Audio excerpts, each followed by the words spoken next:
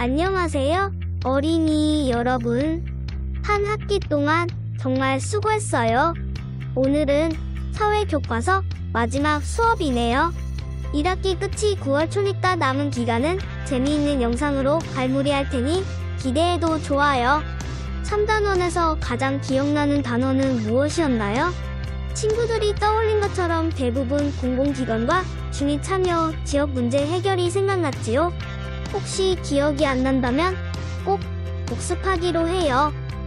정리 콕콕 문제를 풀기 전에 공공기관과 주민 참여에 대한 개념을 되짚어 볼게요. 3단원 소주제 1에서는 우리 지역의 공공기관에 대해 공부했었는데요. 공공의 의미를 떠올려 보면요. 공공은 국가나 사회의 구성원에게 두루 관계되는 것을 의미하고요. 그래서 공공기관은 개인의 이익이 아닌 공공의 이익을 위해 일하는 기관을 말해요. 소주제 2에서는 지역 문제와 주민 참여에 대해 공부했었는데요. 참여는 문제 해결에 관심을 가지고 적극적으로 함께 노력하는 것이고요. 주민 참여는 지역 사회에서 발생하는 지역 문제를 조사하고 해결하기 위해 민주적이고 합리적인 방법으로 주민회의, 공청회, 주민투표를 통해 참여하는 것을 말해요. 그리고 우리는 생활 속에서 다양한 공공기관을 이용하는데요. 보건소, 경찰서, 소방서처럼 공공기관은 지역의 주민들을 위해 여러 가지 일을 처리하고 있고요. 때로는 지역 주민이 요청하는 일을 해결해 주신다는 것도 배웠어요. 그분들 덕분에 우리가 편리한 생활을 하고 있겠지요? 지역에 문제가 발생했을 때요.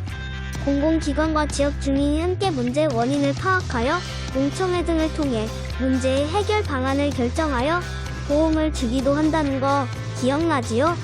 이렇게 3단원 내용을 떠올려 보았으니 정리 콕콕 문제도 쉽게 풀릴 거예요.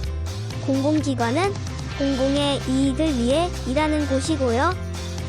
각 지역에는 다양한 공공기관이 있고 지역 주민들에게 여러 가지 도움을 주지요. 지역 문제를 해결하려면 대화와 타협으로 의견을 조정하고 다양한 주민 참여 방법으로 의견을 제시하는데요.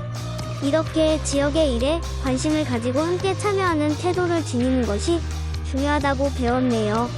공부하면서 알게 된 사실이나 더 배우고 싶은 내용을 적어볼까요?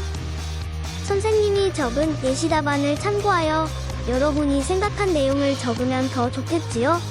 이번에는 사고력 숲숲으로 넘어가 볼게요. 교과서 137쪽에는 주민 참여 사업을 소개하는 홍보물이 제시되어 있는데요. 지역 문제를 해결하는 일에 공공기관이 할 일과 주민이 할 수 있는 일을 생각해보는 활동이네요. 우리 친구들은 어떤 문제를 해결하고 싶은가요? 선생님은 횡단보도에 자전거 전용구역이 없어서 걷는 사람과 자전거를 이용하는 사람들 모두 조금 위험하겠다는 생각을 했는데요. 횡단보도를 건너는 사람들 모두의 안전을 위해서요. 횡단보도에 자전거 전용구역을 표시하는 사업을 제안하고 싶었어요. 그래서 공공기관은 횡단보도에 자전거 전용구역을 표시하고요. 주민들은 캠페인을 벌이면 괜찮겠지요? 138쪽 사례를 보면 현재 내 지역과 주화 내 지역이 쓰레기와 하수처리 비용으로 고민이 많네요.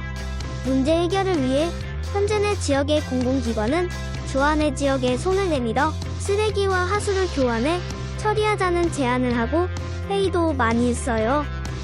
주민들의 반대가 있었을 때 공공기관은 주민들을 밤낮으로 만나고 의견을 조정해 승낙을 얻어냈어요. 주화 내 지역의 공공기관은요. 하수처리장은 기존에 있던 것을 이용하기로 하고 쓰레기 처리장을 현재 내 지역에 만들기로 결정했어요.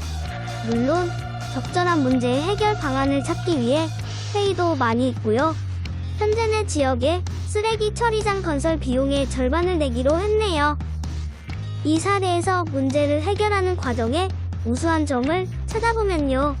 두 지역의 공공기관이 협력을 바탕으로 끊임없이 대화하고 타협한 일이고요. 또 많은 회의를 통해 두 지역 모두에게 이득이 되는 방안을 찾은 거예요. 그리고 충분한 시간을 두고 지역 주민과 대화해 합의를 이끌어냈는데요. 이 과정에서 포기하지 않고 문제를 해결하려고 노력한 점이 인상적이네요. 이번에는 뉴스에서 보도된 지역의 문제를 해결한 사례인데요. 이 지역에 닥친 문제는 한때 개발 계획에 밀려 대나무 숲이 사라질 위기에 처한 것이었어요. 이 사례는 실제로 울산광역시 태화강 주변의 12대 숲에 있었던 일인데요.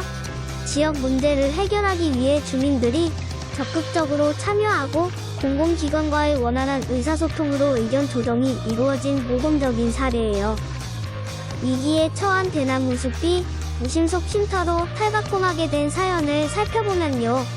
지역 주민들은 토론회와 공청회를 열어 어떤 방법으로 숲을 지킬 것인지 의견을 나누고 서명운동도 벌였어요. 공공기관도 주민의 뜻을 수용해서요. 태화강 수질 개선 사업을 벌이고요. 생태공원 조성과 자전거도로 개설 등 주민들이 할 수 없는 큰 규모의 사업을 전개했어요. 이렇게 성공적인 사례를 보면 주민 참여가 얼마나 중요한지 알 수 있는데요. 주민 참여의 중요성을 알리는 기자가 되어 마지막 멘트를 멋지게 완성해 보도록 하고요. 이제 헤어질 시간이네요. 여러분 모두 수고했고요. 행복하고 건강히 잘 지내세요.